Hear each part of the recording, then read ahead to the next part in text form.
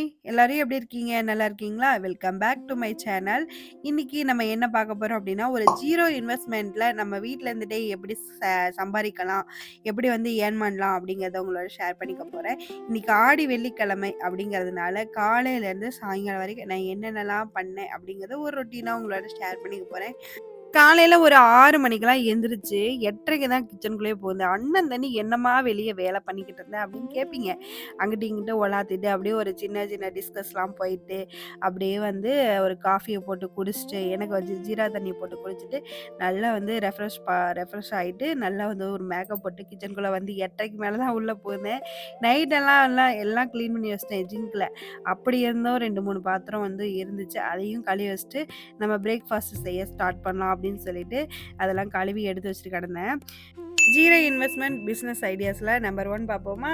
இன்னைக்கு ஆன்லைன் செல்லிங்லாம் வந்து இப்போ வந்து டாப்ல போயிட்டுருக்கு. இப்போ யாருமே போய் கடையில எல்லாம், ஷாப்ல எல்லாம் அவ்வளோ மேக்ஸிமம் வந்து டைம் எடுத்துட்டு அதில போய் நல்லா நேரம் செலவு பண்ணி வாங்குறது கிடையாது. அதனால எல்லாமே வந்து ஆப்லயே எல்லாத்தையும் ஆர்டர் போட்டு நம்ம வீட்டுக்கே கொண்டு வந்து தர மாரி பண்ணிட்டாங்க இல்லையா? அது மாரி நம்பளும் பண்ணலாம். நம்மளோட ஓன் ப்ராடக்ட்ட வந்து ஒரு மசாலா பவுடரோ, ஒரு வந்து ஒரு ஊறுகாயோ, நம்மளால என்ன முடியும்? ஏதாவது ஒரு ப்ராடக்ட், ஒரு ஃபேப்ரிக்கோ, இல்ல ஒரு ட்ரெஸ்ஸோ, நைட்டியோ ஏதாவது ஒண்ணு நம்ம வந்து நம்ம கையால அத தயாரிச்சு, நம்ம வந்து ஆன்லைன் மூலியமா சேல் பண்றது, ஆன்லைன் செல்லிங் அப்படின்றது ஒரு பிசினஸு. இதுலயும் நம்ம Amazon, Flipkart, Meesho இதுல தான் வந்து நம்ம மசாலா பவுடரு, அப்புறம் பிக்கிள், ஊறுகாய், அப்புறம் இந்த ஸ்நாக்ஸ் ஐட்டம்ஸ், நட்ஸு இதெல்லாம் வந்து நம்ம ஓனா வாங்கி நம்ம கையால சேல் பண்ண முடியும். அதுக்குமே இந்த நைக்கா, அப்புறம் வந்து அஜியோ, மிந்த்ரா இதெல்லாம் வந்து ட்ரெஸ்ஸு, அப்புறம் வந்து ப்ரா ப்ரோ இது பியூட்டி ப்ராடக்ட்ஸ் வந்து நெறைய நம்ம வந்து அதில வந்து ஷேர் பண்ணலாம். இத நெக்ஸ்ட் ஐடியாஸ் வந்து ஸ்மால் ஒரு ஆன்லைன் டியூஷன் மூலியமா நம்ம வந்து ஏர்ன் பண்ணலாம். டியூஷன்னா நம்ம வந்து ஒரு ஸ்மாலா வந்து இந்த ஜூம் மீட்டிங்லாம் இருக்கு இல்லையா? அது மாரி ஒரு நம்மளுக்கு தெரிஞ்ச விஷயத்த நம்ம ஒரு ஒரு டியூஷனா எடுத்து இந்த கிளாஸ் எடுக்கிறோம், அந்த கிளாஸ் எடுக்கிறோம். ஒரு இங்கிலீஷ் கிளாஸோ, ஒரு மேத்ஸ் கிளாஸோ இந்த மாரி நமக்கு தெரிஞ்சத நம்ம ஒரு டியூஷன் மாரி கண்டக்ட் பண்ணி அதில வந்து ஏர்ன் பண்ணலாம். 3 ஒன் வந்து ஒரு டாக்குமெண்ட் ஃபார்மேட்டிங். டாக்குமெண்ட் வந்து நம்ம வந்து ஒரு ந நமக்கு தெரிஞ்ச ஒரு டைப்பிங் தெரிஞ்சதுன்னா, அவங்கள நம்ம WhatsAppல அனுப்பிச்சு விட சொல்லி, நம்ம வந்து டாக்குமெண்ட்ட கரெக்ஷன் பார்த்து, நம்ம அதுக்கு நம்ம வந்து 1 மணி நேரமோ, ஒரு 5 ஹார்ஸ் வந்து செலவு பண்ணா போதும். அதுக்கு வந்து நம்ம வந்து மாசம் 10,000 பக்கமா நம்ம வந்து அவங்களுக்கு சேலரி தருவாங்க. இந்த மாரி நம்ம வந்து டாக்குமெண்ட் ரைட்டிங் பார்க்கலாம், டாக்குமெண்ட் கரெக்ஷன் பார்க்கலாம். இந்த மாரி நெறைய வந்து வீட்ல இருந்துட்டே பண்ண மாரி இருக்கு. 2வது வந்து இந்த மசாலா பவுடரு, அப்புறம் வந்து ஸ்நாக்ஸு ஹெல்தியா பண்ற அ வ ஏபிசி மால்ட் இந்த மாரி நம்ம வந்து நெறைய வந்து நம்மளோட ஓன் ப்ராடக்ட்ட வந்து சேல் பண்ணலாம். அப்புறம் வந்து ஹேர் பேக்கு, சிவகா பொடிலாம் இருக்கு இல்லையா? இப்போலாம் வந்து முடி அதிகமா கொட்டுது. அப்புறம் வந்து முடியெல்லாம் வந்து போகுது. நரமுடி வந்துருது சின்ன வயசுலயே. குழந்தைங்களுக்குலாம் நரமுடி வந்துருது. இந்த மாரி ப்ராப்ளம்லாம் வந்து தடுக்கிறதுக்கு நம்ம வந்து ஓனா வீட்ல செய்ற சிவகா பொடிய நெறைய பேர் விரும்புறாங்க. ஸோ அந்த மாரி சிவகா பொடி, ஹேர் ஆயிலு இந்த மாரி நெறைய ப்ராப்ளம்ஸ்க்காக சொல்யூஷன வீட்லயே செய்யறது மாரி கடைகள்ல எந்த ஒரு ப்ராடக்ட்டுமே கிடைக்காது. வீட்ல செஞ்சு நம்ம ஆன்லைன் மூலியமா ஓன் ப்ராடக்ட்ட நம்மளோட ஒரு பிராண்டா மாத்துறதுக்கு நல்ல ஒரு பிசினஸ் ஐடியாஸ் இதெல்லாம் வந்து நம்ம வந்து அடுத்து ஒரு இம்பார்ட்டன்டான ஒரு பிசினஸ் ஐடியாஸ்னா அது யூடியூப் தான்.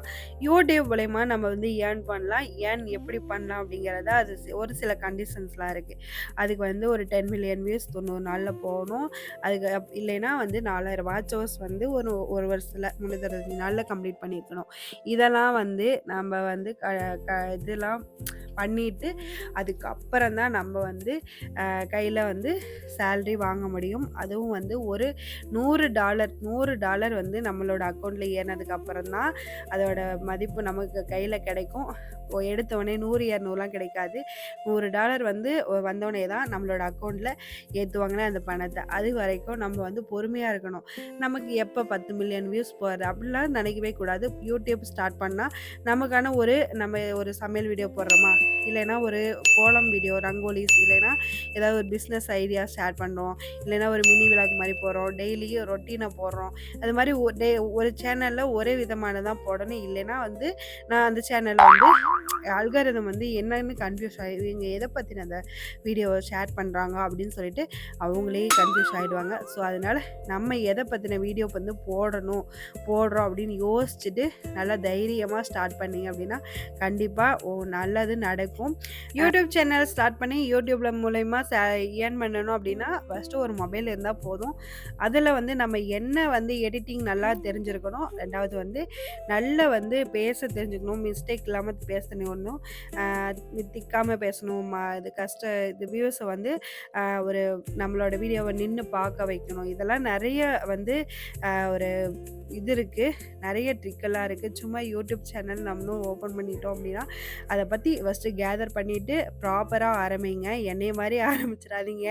நான் வந்து ஃபஸ்ட்டு அப்படி தான் பண்ணி வந்து இப்போ தான் ஒழுங்காக போயிட்டுருக்குன்னு நினைக்கிறேன். எனக்குமே வந்து ஒரு 50% மட்டும்தான் யூடியூப்ல வந்து இப்போ தான் கொஞ்சம் கொஞ்சமாக கேதர் பண்ணிக்கிட்டு இருக்கேன்.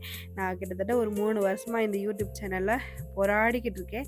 எப்படியாவது நம்மளோட வந்து சேனலை வந்து மேலே கொண்டு வந்துட மாட்டோமா, ஒரு 10,000 ஒரு சப்ஸ்கிரைபர்ஸ்னாவது நமக்கு வந்துடாதா, ஒரு மில்லியன் வியூஸ்னாவது போயிடாதா அப்படின்னு சொல்லிட்டு நிறைய நாள் வந்து ஒரு மைண்டு டென்ஷனாக இருக்கேன். ஒரு நாள்லாம் அழுதே இருக்கேன், ஏன்டா வியூஸ் போகவே மாட்டேங்குது அப்படின்னு சொல்லிட்டு. இந்த மாதிரி நான் வந்து ஒரு சில டைம் போடாட்டி போகுது கன்றாவி, என்னடா பொழப்புது அப்படிங்கிற மாதிரி தான் இருந்துச்சு. எல்லா வேலையுமே கஷ்டமாக தான் இருக்குது. என்ன பண்ணுறது, வெளியே போனாலும் கஷ்டம், வீட்டில் இருந்துட்டு இதை பண்ணாலும் கஷ்டம். ஆனால் வந்து இதெல்லாம் வந்து நமக்கு நாமளே தண்டனை கொடுத்துக்கிற மாதிரி. ஏன்னா வந்து யூடியூப்பில் வீடியோ எடுத்து போட்டுட்டு அது போகலைன்னு மண்டையை பிச்சுட்டு கிடக்கிறதெல்லாம் ஒரு வந்து சோதனைன்னு சொல்ல முடியாது, நமக்கு நாமளே கொடுத்துக்கிற தண்டனைன்னு தான் சொல்லணும். அதெல்லாம் வந்து நினச்சிக்கிட்டு இருந்தால் நம்மளாம் வந்து முன்னேறதுக்கு வாய்ப்பே கிடையாது. ஏன்னா வந்து போடுறத நம்ம போட்டுக்கிட்டே இருந்தோம்னா இந்த யூடியூப் அல்காரிதம் என்னைக்காவது ஒரு நாள் கரிசனை காட்டி நம்மளோட வீடியோவை எங்கேயோ ஒரு மூலைக்கு கொண்டு போய் செலுத்திருச்சுன்னா என்ன பண்ணுறது அப்படின்னு சொல்லிட்டு ஒரு நாள் விடாமல் நானும் வந்து தொடர்ந்து போட்டுக்கிட்டே தான் இருக்கேன், விடாமல் போட்டுக்கிட்டே தான் இருக்கேன்.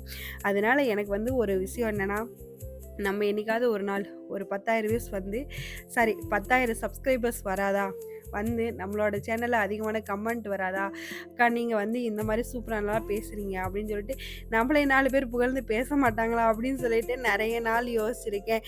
ஆனால் வந்து ஒரே ஒரு சிஸ்டர் மட்டும்தான் நான் வந்து போடுற ஷார்ட்ஸ் வீடியோவுக்கு மறக்காமல் ஒரு டெய்லி ஒரு கமெண்ட் பண்ணிடுவாங்க. அப்புறம் வந்து இந்த யூடியூப் சேனலை பொறுத்த வரைக்கும் எனக்கெல்லாம் சிரிப்பு தான் வருது, இல்லை ரத்த கண்ணீரே என் கண்ணில் வந்துடும், அவ்வளோ வந்து ஸ்ட்ரெஸ் ஆகும். ஸோ அதனால் ட்ரெஸ்ஸெல்லாம் வந்து எதிர்கொண்டு மேலே வர மாதிரி இருந்தால் இந்த யூடியூப் சேனலை நீங்கள் வந்து ப்ராப்பராக வந்து ஸ்டார்ட் பண்ணலாம். அதுக்குன்னாட்ட டவுட் ஏதாவது இருந்துச்சுன்னா மறக்காமல் கமெண்ட் பண்ணுங்கள். எனக்கு தெரிஞ்ச டிப்ஸை உங்களோட ஷேர் பண்ணுறேன் நெக்ஸ்ட் வீடியோவில். சரி, நம்மளோட விழாவுக்கு வருவோமா. இன்றைக்கி ரொட்டீன் வந்து காலையில் கருப்பு உளுந்து போட்டு இட்லி தான் வச்சு மாவாட்டி வச்சுருந்தேன். காலையில் முருங்கைக்கீரை சட்னி தான் ரெடி பண்ணியிருந்தேன். இது வந்து சடனாக யோசிச்ச ஒரு விஷயம். என்னடா பண்ணுறது, ஒரு 2 தக்காளி வெங்காயம் தான் இருக்குது, இதை வச்சு நம்ம தக்காளி சட்னியாக சாப்பிட்டா ஒரு மாதிரி இருக்குங்க அப்படின்னு சொல்லிட்டு வீட்டில் தான் பின்னாடி முருங்கைக்கீரை இருக்குல்ல, அதை 2 பிச்சு போட்டு முருங்கைக்கீரை சட்னியாக வச்சிடும்னு சொல்லிட்டு அந்த மாதிரி பண்ணிட்டு கிடந்தேன். இந்த முருங்கைக்கீரை சட்னி நிஜமாலுமே ட்ரை பண்ணி பாருங்கள். சிம்பிளாக தான் எப்போதும் போல் தக்காளி சட்னி வைக்கிற மாதிரி அது கூட கொஞ்சோண்டு முருங்கைக்கீரை போடுறோம், அவ்வளோதான். நிஜமாலுமே டேஸ்ட் அவ்வளோ சூப்பராக இருந்துச்சு. அது கூட இட்லி வேற ஒரு மாதிரி ரொம்ப கல்லாட்டம் தெரிஞ்சுதா, மனசு கேட்காம தோசையை ஊற்றுனேன். ஆனால் இட்லி பார்க்க தான் வெளியே ரொம்ப ரஃப்பாக இருக்க மாதிரி இருக்குது, உள்ள சாஃப்ட்டு பஞ்சு போல் இருக்குது. என் மாம்ஸ் பார்த்துட்டு என்ன சொன்னார்னா, இந்த இட்லி எப்படி சுட்டா, இதோட மெஷர்மெண்ட்டை நல்லா கால்குலேட் பண்ணி வச்சுக்கோ, சூப்பராக இருக்குது இட்லி, இந்த மாதிரி இட்லி நான் சாப்பிட்டதே இல்லை, கடையில் கூட கிடைக்காது அப்படின்ட்டாரு. ஒரேடியாக புகழ்ந்து புகழ்ந்து புகழ்ந்து தள்ளிட்டாரு. பத்தாதுக்கு இவ வேற ட்ரெஸ்ஸை மாற்றி போட்டுக்கிட்டு அம்மா அம்மா அம்மான்னு சொல்லிட்டு 4 தடவை தானே வந்திருப்பா, சரிடின்னு சொல்லிட்டு அதையும் வந்து எடுத்து போட்டு விட்டுட்டு இட்லியும் வந்து ரெடி ஆயிடுச்சா. 8:30 உள்ளே போனேன்னா 9:15 வந்து சட்னி இட்லி எல்லாம் ரெடி பண்ணிட்டேன். மாம்ஸ் வேறு வெளியே கிளம்பிட்டு இருந்தாங்களா, ஒரு 10:30 போலலாம் எல்லாம் சாப்பிட்டுட்டு கிச்சன் வேலையெல்லாம் முடிச்சிட்டேன். இன்னும் 2-3 பாத்திரம் மட்டும் இருந்துச்சு, அதை மட்டும் எடுத்து விலைக்கு வச்சுட்டா காலையில் ரொட்டீன் முடிஞ்சுது. மதியத்துக்கு என்ன பண்ணலான்னு யோசிச்சிருந்தேன். ஏன்னா வந்து ஊற்றின இட்லியில் ஒரு தட்டு காலி, ஒரு தட்டு அப்படியே இருந்துச்சு. அதை வந்து நெக்ஸ்ட்டு மதியத்துக்கு கொஞ்சோண்டு எண்ணெயை ஊற்றி கடுகை போட்டு கொஞ்சோண்டு வெங்காயம் பொடியாக நறுக்கின வெங்காயம் போட்டு 4 பச்சை மிளகாய் போட்டு தக்காளியை போட்டு கொஞ்சோண்டு கரம் மசாலா, கறி மசாலாலாம் சேர்த்து நல்லா மிக்ஸ் பண்ணதுக்கப்புறம் கொஞ்சமாக 2 முட்டையை உடச்சி ஊற்றி நல்லா வந்து கிளறி விட்டு, அந்த முட்டையை வந்து ரொம்ப சுருண்டக்கூடாது. கொஞ்சோண்டு ஈரப்பதம் இருக்கிறப்ப நம்ம இட்லியை கட் பண்ணி போட்டு கிளறி விட்டோம்னா சூப்பராக முட்டை இட்லி ரெடி. அவ்வளோ சூப்பராக இருந்துச்சு. சிம்பிளாக வந்து பண்ணிடலாம். ஒரு 10 நிமிஷத்துல வந்து டக்குன்னு ரெடி பண்ணிடலாம். இட்லியும் மீதமாகாது. நம்ம சிம்பிளாகவும் சாப்பிட்ட மாதிரி இருக்கும். ஏன்னா வந்து காலையில் வச்ச சட்னி காலையிலேயே தீர்ந்து போச்சு. ஏன்னா டேஸ்ட்டாக இருக்குன்னு அள்ளி விட்டாங்களா. சரி என்னடா பண்ணுறது அப்படின்னு சொல்லிட்டு டக்குனு யோசித்த ஒரு விஷயந்தான். அப்புறம் வந்து பார்த்திங்கன்னா இன்றைக்கி ஆடி வெள்ளிக்கிழமை இல்லையா, அதனால் ஆடி குமாயம் அப்படின்னு சொல்லிட்டு மெட்ராஸ் சமையல் வீடியோவில் தான் பார்த்தேன். அதில் வந்து கொஞ்சோண்டு பாசிப்பருப்பு, கொஞ்சோண்டு அரிசி இருந்தால் போதும். அதை வந்து ஆடி குமாயம்னு சொல்லிட்டு அல்வா மாதிரி இருக்குன்னு சொல்லிவிட்டாங்க. நானும் வந்து சரி அல்வா மாதிரி இருக்கும்ல அப்படின்னு சொல்லிட்டு நானும் வந்து ட்ரை பண்ணிட்டு பார்க்கலாம் அப்படின்னு சொல்லிட்டு பாசிப்பருப்பு அரிசியெல்லாம் வறுத்து மிக்சியில் போட்டு 4 ஏலக்காய் போட்டு அரைச்சி சலிச்சா குறையாக வருது. என்னோட மைண்ட் செட்டில் ஓடிட்டு இருந்த ஒரு விஷயம் என்னென்னா, ஐயோ குறையாக வருது, நல்லா வருமா வராதா அப்படின்னு சொல்லிட்டு யோசிச்சுட்டு இருந்தேன். இந்த குமாயத்துக்கு வந்து வெள்ளை கரைசல் தான் தேவை. அதை வந்து வெள்ளை கரைசல் ரெடி பண்ணி வச்சுட்டேன். அதை வீடியோவில் ஆட் பண்ண விட்டுட்டேன். அப்புறம் வந்து நல்லா போட்டு கட்டி இல்லாமல் ஃபஸ்ட்டு கிளறிட்டு அதுக்கப்புறம் தான் அடுப்பில் வைக்கணுமா. வச்சதுக்கப்புறம் அந்த குறையாக இருக்கிறது அப்படியே தெரிஞ்சுது. எனக்கு வந்து அந்த நைஸாக வரும்ல அரிசி மாவு மாதிரி, அந்த இடியாப்பெல்லாம் புளிவோம்ல, அந்த பதத்துக்கு வரவே இல்லை. எனக்கு வந்து ஒரே சங்கடமாகி போயிடுச்சு. கடைசியில் என்ன மாதிரி வந்துருச்சுன்னா, இந்த 90s கிட்ஸில் அந்த கடுக்கு மிட்டாய்ன்னு சொல்லுவோம்ல, வாயில் போட்டு ஒரு பக்கம் வீங்கிட்டு கிடக்கும், அந்த மாதிரி வந்துருச்சு. சேம் அதே டேஸ்ட்லேயே இருந்துச்சு. நான் வேறு கொஞ்சோண்டு நெய்யை ஊற்றி அதை வந்து அடுப்பில் வச்சுட்டுனா ஐயோ அடி வேறு பிடிச்சி போச்சு. அப்புறம் வந்து இதை சாமிக்கு முருகா என்னை மன்னித்து விடு, ஆடி குமாயம்னு சொல்லிட்டு ஏதோ ஒன்று கொண்டு வந்து வைக்கிறேன், என்னை பிரசாதமாக ஏற்றுக்கோன்னு சொல்லிட்டு முருகன்ட்ட ஒரு மன்னிப்பு கேட்டுட்டு சாமிக்கெல்லாம் கும்பிட்டுட்டு அதுக்கப்புறம் வந்து வெளியே போய் நானும் உட்காந்து டேஸ்ட் பண்ணி பார்த்தேன். பாப்பை போட்டு சவுக்கு மின்னிட்டு கிடந்தா. அவ்வளோலாம் சாப்பிடவே இல்லை. பாரு ஒரு உருண்டையாட்டம் ஒரு ரோல் மாதிரி பண்ணி கடிச்சிட்டு கிடந்தா ஸ்பூனில். அப்புறம் வந்து போதுண்டி எனக்கு வேணாண்டின்னு சொல்லிட்டு வச்சுட்டு அது பூனைக்குட்டியோட விளையாண்டுக்கிட்டு இருந்தா. இன்றைக்கி வந்து ரொம்ப அந்த கிளைமேட் வந்து சூப்பராக இருந்துச்சு. நிலா வந்து அந்த ஏதோ ஒரு படத்தில் வர மாதிரியே இருந்துச்சு. அவ்வளோ அழகாக இருந்துச்சு அந்த நிலா. பத்தாதுக்கு வேறு அம்மா பூனைக்குட்டிக்கு பாட்டு பாடுறேன், நிலா நிலா ஓடிவா பூனைக்குட்டிக்கு சோறு தான்னு பாடிக்கிட்டு இருந்தா. அப்புறம் வந்து போதுண்டி அம்மா போதும் அப்படின்னு சொல்லிட்டு அதை விட்டு இதுக்கு மேலே பிடிச்சிருந்தீங்கன்னா அது வந்து உன்னை பறி விட்டு ஓடி போயிடும் அப்படின்னு சொல்லிட்டு இருந்தேன். அப்புறம் இந்த நிலா சொன்னேன் இல்லையா, பாருங்களேன் இது எவ்வளோ அழகாக இருக்குது அப்படின்னு சொல்லிட்டு எனக்கு வந்து ரொம்ப ஹாப்பியாக இருந்துச்சு. அந்த நிலா பார்க்குறப்ப மனசுக்குள்ளே பக்கத்தில் ஒரு ஸ்டாரு, அதுக்கு துணையாக நீ மட்டும் ஏன் தனியாக நிற்கிற, நானும் உனக்கு துணையாக வரேன்னு சொல்லிட்டு சரி வீடியோட எண்டுக்கு வந்தாச்சு. நாளைக்கு பார்க்கலாம். இன்னொரு நல்ல வீடியோவில் வரேன். பாய்.